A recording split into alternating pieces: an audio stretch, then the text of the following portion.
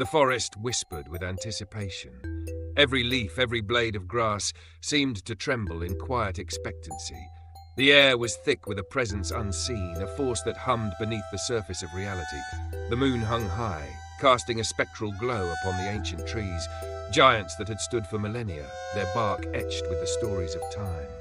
Tonight, something beyond mortal comprehension was about to unfold. A prophecy long forgotten, buried beneath the sands of time, was stirring into existence once more. Deep in the heart of Nyakalowa forest, nestled between towering trees and winding paths, an isolated village lay still beneath the heavy silence of midnight. The usual chorus of nocturnal creatures, crickets, owls, the distant howl of a lone predator, had faded into nothingness. The people of the village, though wrapped in the comfort of their huts, slept uneasily. The air was different tonight, heavier, charged. Even in slumber they felt it, the shifting of the world's balance. At the farthest edge of the village, where the land met the untamed wilderness, a small hut stood apart. Its thatched roof and mud brick walls were simple, yet within them an event unlike any other was taking place. This was the dwelling of the midwife, a place where life had entered the world many times before, where cries of newborns had echoed against the night. But tonight, it was not an ordinary place of birth. Inside, a woman lay drenched in sweat, her body racked with the pains of labor. Nia, a woman of unremarkable lineage, who had lived as any other, now found herself at the center of something beyond human design. Her breath came in ragged gasps, her fingers gripping the woven mat beneath her. Every muscle in her body burned, her very soul seeming to tremble under the weight of what she was bringing forth. Outside, her husband knelt upon the earth, his forehead pressed against clasped hands. Kojo, strong and steadfast, a man of reason and faith, now turned to the gods, whispering desperate prayers. But what he did not know, what he could not know, was that no human prayer, no plea to the heavens could alter what was destined to unfold. Then it began. The wind stopped. The ever-present rustling of the forest ceased in an instant. Not a single leaf trembled, not a single branch swayed. It was as if the world itself had drawn in a breath and was holding it, waiting. The animals of the forest, the hunters and the hunted, the predators and the prey, halted in their eternal dance. The chase, the struggle for survival, the endless cycles of life and death, all suspended in eerie silence. Then came the first sign. From the depths of the trees, where no human foot had dared tread in years, two figures emerged. They moved with purpose, with silent grace, their golden forms gleaming beneath the moonlight. Two lions, great and golden, their bodies rippled with power, their eyes aglow like molten fire. They were neither menacing nor afraid. They walked as kings, yet not as conquerors. They walked without sound, without threat, and without hesitation, they took their place at the entrance of the midwife's compound. They did not pace, they did not snarl, they simply stood, guardians before the threshold. And in that moment, the earth itself seemed to exhale. The midwife, an old woman named Mama Ose, gasped at the sight before her. In all her long years, through all the births she had witnessed, through all the omens and whispers of the spirits she had encountered, never had she seen lions behave in such a manner.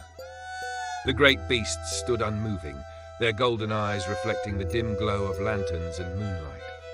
They were not predators this night, nor were they mere creatures of the wild. They stood as something more, something sacred. Outside the hut, the villagers who had gathered, drawn by the urgency of the night, stood frozen in place. Their hands, meant for aiding in childbirth, now hung limp at their sides. Their eyes, meant to be focused on the laboring mother, were locked instead onto the unmoving sentinels at the threshold. Then there it was again, a second sign. The sky split open. A streak of lightning, bright as the fury of the gods, tore through the heavens. But there was no storm. No thunder followed. No rolling clouds announced its arrival. The air did not change, nor did the trees sway with the wind. Nothing. A deafening silence followed. The ground beneath them trembled. Not a violent quake, but a shift, a subtle breath, as if the world itself had exhaled in anticipation. Inside the hut, the struggle reached its climax. Naya, her body slick with sweat, her voice raw from hours of labor, let out a final, piercing scream. A scream that did not sound wholly human. A scream that carried something more, something ancient, something primal.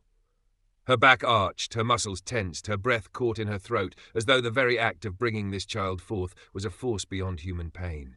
And then the child was born, and the world went still. Absolute silence. Not the silence of sleep, nor the silence of peace, but a deep, unnatural silence. A silence that carried weight, pressing against the ears, against the soul. Mama Ose, trembling, her hands steady yet her heart pounding, looked down, her breath caught in her throat. The newborn in her hands was unlike any child she had ever seen. Her hair, it did not cling to her scalp in the damp, curling strands of a newborn. No, it flowed naturally, thick and full, cascading in locks that belonged to a child much older. Smooth, heavy, shifting. Not like ordinary hair, but like something adorned, something alive. The dim candlelight flickered, casting dancing shadows along the walls. And yet, was it the shadows that moved, or was it the child's hair itself? One could not tell. One could not say if it was truly adorned or if it was truly alive, because looking upon it, truly looking, sent the mind into a trance, a slow sinking pull as though it was reaching into something deeper, something unseen. And then, her eyes. The moment she opened them, they were not the dark, earthy tones of her parents'. No, they were blue. Not the blue of the sky on a clear day, not the blue of the ocean stretching far beyond the horizon, but something else, something deeper, something unnatural. Mama Ose shuddered. The moment her gaze met the newborn's, her breath caught, her muscles stiffened. She could not move. Her body, her hands, her feet, her lips would not obey her. She was paralyzed, not by fear, not by exhaustion, but by something else, something unseen, something she could not explain. Her mind screamed, willed her to move, to look away, to breathe, but her limbs did not respond. She was trapped. Frozen in place, her thoughts swirled into nothingness, her very self unravelling at the edges of consciousness. And then the child blinked, and Mama Ose stumbled backward, gasping, choking on the breath she did not know she had lost, as if she had been released from a spell. Few villagers, their curiosity overcoming their fear, stepped forward. Drawn not by duty, not by mere interest, but by something deeper, a pull, a longing. A desire so profound it seemed as though their very life force was tied to the essence of the newborn child. They did not approach with hesitation. They approached with reverence. One by one they walked past the calm lions, the silent guardians who neither growled nor moved. The villagers barely noticed them now, as if their presence was but a detail in the overwhelming force that beckoned them forward. One after the other they entered the hut. One after the other they sought to witness what had come into the world that night. And one after the other they froze, silent, still, lost in a trance. The moment their eyes met those unnatural blue orbs, their bodies stiffened. Their minds ceased to function as they once had, for seconds, for minutes. Some collapsed as soon as they were released, their breath shallow, their limbs trembling as if they had glimpsed something no mortal should. Others staggered, their eyes wide, their souls bearing an unseen weight. But one man, a village elder, a man of wisdom, of years of unwavering strength, stood unmoving, for hours, still as stone, as though time itself had abandoned him. And with that, fear was born. The whispers began that very night, soft at first, murmured in hushed voices, exchanged in the trembling dark. This child is not ours. This child is cursed. Nyakalowa was not a place of change. It was not a place where the unknown was welcomed with open arms. It was a place where tradition held firm, where the old ways were law, where the spirits of ancestors guided their kin, and where anything that defied understanding was met with caution, suspicion, fear. And the birth of Nia and Kojo's daughter had shaken its very foundation. They named her Akanisha, a name that meant one who brings light. But to the villagers, she was a beacon of darkness. Somewhere in the vale, a priest sees the fire ignite once again and begins the rite of welcome.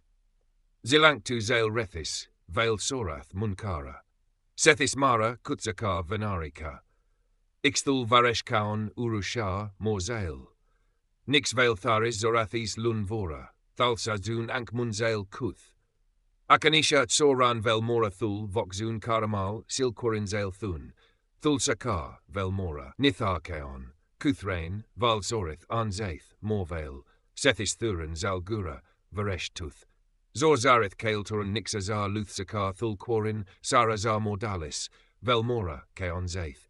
From the abyss, the sovereign of serpents awakens.